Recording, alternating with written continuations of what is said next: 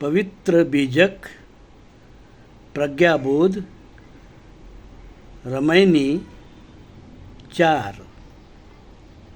रमैनी इस प्रकार है। प्रथम चरण गुरु किन्न विचारा, करता गावै सिरजनहारा।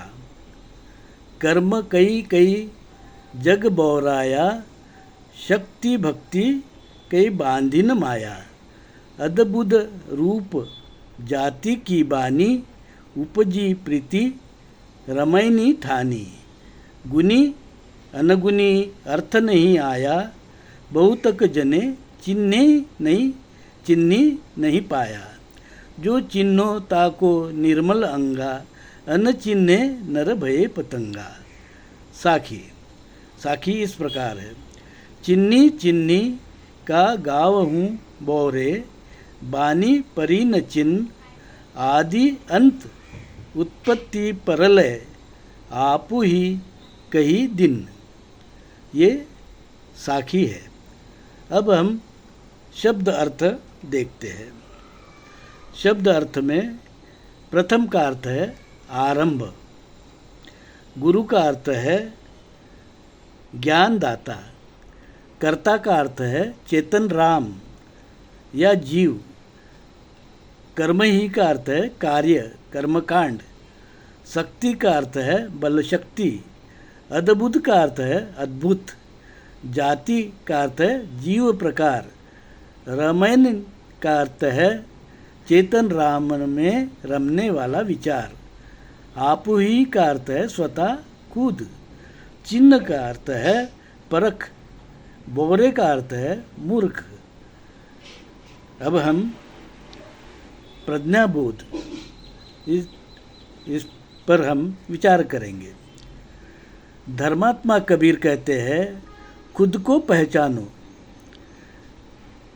खुद को जानो, वही चेतन राम है। बाहर का अवडंबर छोड़ो।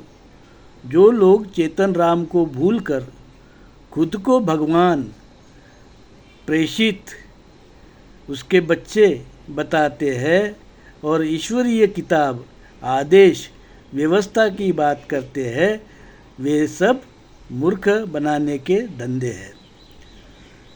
खुद को गुरु घोषित कर इन पापियों ने मानव जीवन को अधर्म, गलत कर्म, पाप कर्म में ढकेल दिया है। खुद जाति वर्ण अस्पृश्यता विषमता तो मानते हैं, दूसरे को भी मानो कहकर उन्हें भी नरकीय जीवन में धकेलते हैं। यह गुरु नहीं कसाई है। इनके धर्म ग्रंथ नहीं पाखंड है। धर्मात्मा कबीर परख करो कहते हैं, अपने भीतर देखो कहते हैं। तुम खुद राम हो, चेतन राम हो कहते हैं। अपने आप को पहचानो, खुद कार्य के लिए तुम ही जिम्मेदार हो। गलत काम करोगे तो गलत काम का गलत फल मिलेगा। यह सृष्टि का नियम है। यह बात कबीर साहब बताते हैं। इसी